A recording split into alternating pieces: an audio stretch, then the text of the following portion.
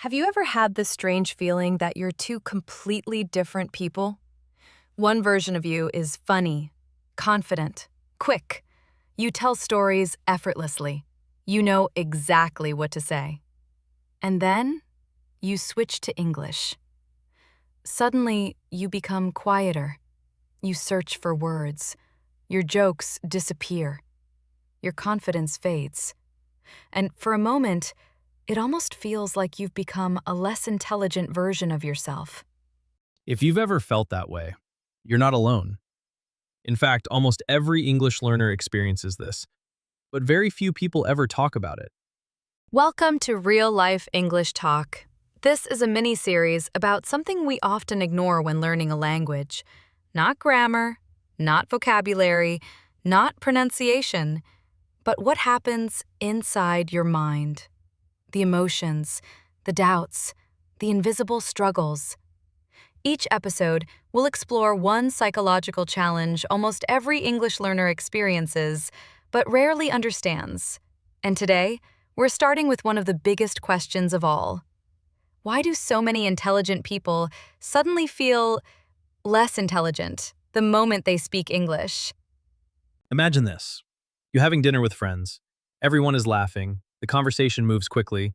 Someone turns to you and asks, "So, what did you do this weekend?" Immediately, you remember everything. The funny story, the beautiful place, the embarrassing moment. You could tell this story perfectly in your own language. But now, tell it in English. Suddenly your mind slows down.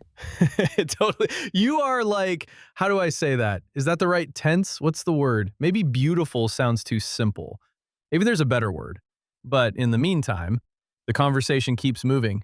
Someone else starts speaking and your opportunity disappears. And you quietly think, I should have said something. What's interesting is your story never disappeared, you know? Your opinion never disappeared, nor your intelligence. Only your access to English disappeared, and those are very different things. Ugh, totally. That's what makes this feeling so frustrating. Your thoughts are moving at full speed, but your words aren't. You know exactly what you mean, but you can't build the sentence quickly enough. So your mind is already on the next idea, while your mouth is still trying to finish the first one. And then comes the silence. Ugh, that uncomfortable silence. I mean, not necessarily a long silence, you know? Just a few seconds. But inside those few seconds, something much louder happens. You think, I sound stupid. Right, but let's stop right there. Because that thought isn't actually true. When you're speaking your native language, your brain is focused on one thing, your ideas. Everything else happens automatically. But English changes the rules. Now your brain is thinking while searching for vocabulary, thinking while checking grammar, thinking while remembering pronunciation, thinking while listening to the other person. That's an incredible amount of work. Imagine trying to solve a puzzle while writing an email, while someone asks you questions. You'd probably slow down too, not because you're less intelligent, because you're carrying a heavier mental load. Totally. Like, think about the smartest person you know, a doctor, a lawyer, an engineer. Imagine asking them to explain their work in a language they only started learning 2 years ago. Would they suddenly become unintelligent? Of course not. Definitely. Their intelligence is exactly the same. Their language simply hasn't caught up yet. Yeah, and that's something we often forget. Fluency and intelligence grow separately. One measures how deeply you understand the world, the other measures how easily you can express that understanding in another language. They're connected, but they're not the same. Unfortunately, our brain doesn't always understand that. Instead, it starts collecting evidence. One awkward conversation, then another, then another. Slowly, a quiet belief begins to grow. I'm just not good at English. So what do? You speak a little less. Yeah. The hesitation starts to shape how you see yourself. right? You suddenly let someone else answer.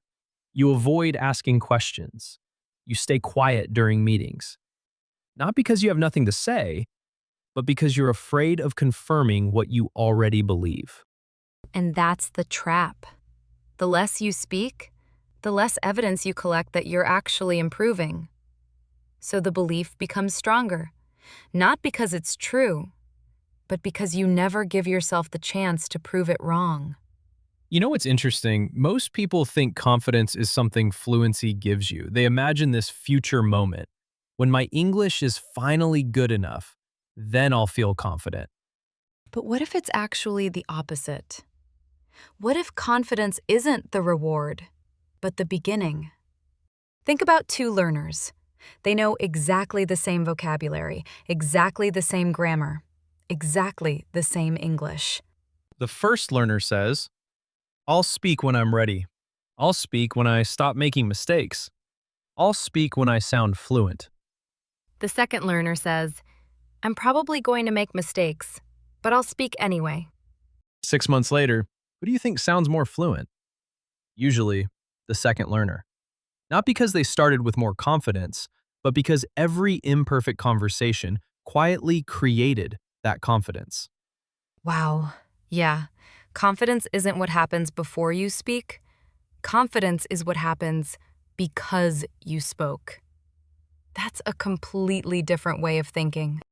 And maybe, this is the most important idea of all, maybe your goal isn't to sound like a native speaker. Maybe your goal is simply to sound like yourself. Because English isn't hiding your intelligence, it's hiding your personality.